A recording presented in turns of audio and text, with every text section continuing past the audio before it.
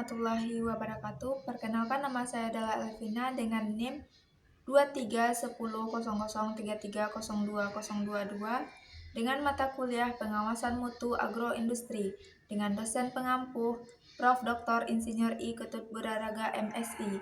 Baiklah, di sini saya akan mempresentasikan studi kasus pengendalian mutu produk keripik pisang dan minyak atsiri Serewangi.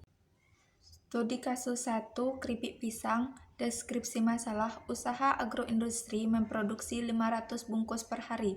Dalam 1 minggu ditemukan berbagai jenis kecacatan produk. Tujuannya adalah mengetahui cacat dominan dan penyebab utamanya. Checksheet dan Pareto chart merupakan metode yang sangat efektif dan mudah diterapkan pada UKM makanan ringan untuk mengidentifikasi masalah kualitas secara cepat dan akurat. Checksheet berdasarkan data cacat.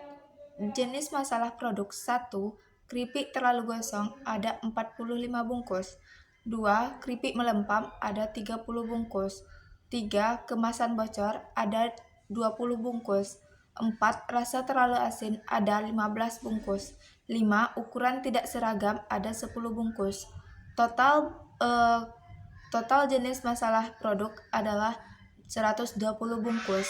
Kesimpulan, masalah dominan adalah keripik terlalu gosong sebesar 37,5%.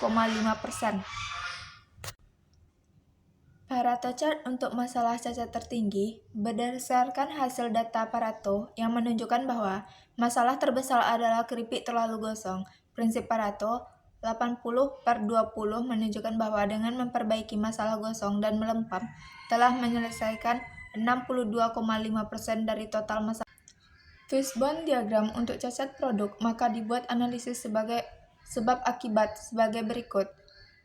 Manusia kurang terampil dalam mengatur api, kelelahan kerja sehingga kurang fokus, kurang pemahaman SOP penggorengan, mesin dan alat, suhu koma atau Freon tidak stabil, termometer rusak atau tidak akurat, wajan tidak rata panasnya, bahan baku, kematangan pisang tidak seragam, ketebalan iris tidak sama. Metode, waktu penggorengan terlalu lama, suhu minyak terlalu tinggi, proses pengadukan tidak merata, lingkungan, suhu ruangan yang terlalu panas mempengaruhi konsentrasi.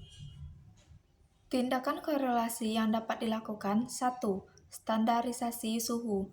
Menetapkan suhu ideal penggorengan dan memasang time otomatis agar waktu goreng terkontrol. 2. Pelatihan karyawan.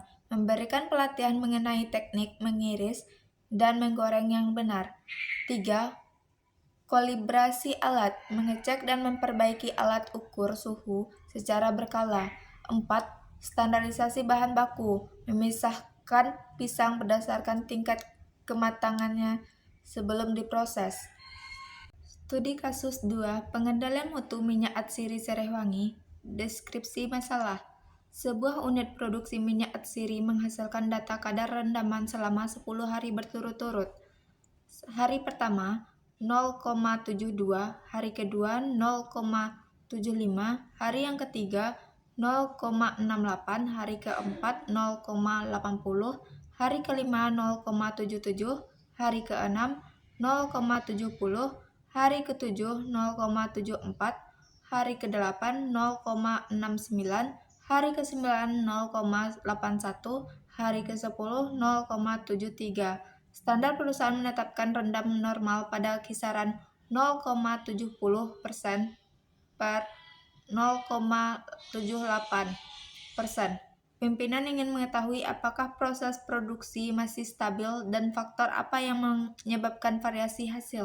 Tentukan yang tepat untuk memantau kestabilan proses. Dalam penelitiannya, menjelaskan bahwa bentuk histogram yang menyebar luas seperti pada data di atas mengidentifikasikan adanya variasi yang cukup tinggi pada proses produksi, yang biasanya dipengaruhi oleh kualitas bahan baku dan kondisi alat yang digunakan. Control chart, bagan kendali untuk memantau kestabilan proses produksi dari waktu ke waktu dan mengetahui apakah proses masih dalam batas kendali statistik.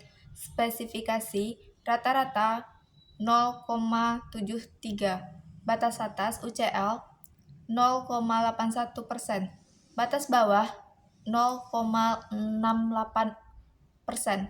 Semua titik data berada di atas garis UCL dan LCL. Artinya, variasi yang terjadi masih disebabkan oleh faktor umum, common cause, dan sistem produksi secara statistik terkendali. Scatter diagram digunakan jika ingin melihat hubungan antara variabel proses seperti suhu, distilasi, atau waktu penyulingan terhadap hasil rendaman, menunjukkan apakah ada hubungan positif semakin lama atau semakin panas, rendaman naik, atau hubungan negatif. Dari data khusus ini terlihat bahwa rendaman 0,80% dan 0,81% kemungkinan terjadi pada kondisi suhu dan waktu yang paling optimal, sedangkan rendaman 0,68% terjadi pada kondisi proses yang kurang maksimal. Identifikasi penyebab variasi hasil produksi. Berdasarkan data dan pola di atas, kemungkinan penyebab fluktuasi rendaman adalah faktor bahan baku. Kematangan tanaman serai wangi tidak seragam setiap hari. Kadar air bahan baku berbeda-beda, tergantung cuaca atau panen. Kesegaran daun yang dimasukkan ke alat distilasi, faktor proses distilasi, suhu pemanasan yang tidak konstan, naik atau turun, waktu distilasi yang berbeda-beda durasinya, tekanan uap yang tidak stabil, kebocoran pada alat atau pipa pendingin, faktor pengukuran, ketelitian alat ukur atau operator dalam membaca hasil rendaman. Itulah hasil presentasi saya ucapkan terima kasih dan Assalamualaikum warahmatullahi wabarakatuh.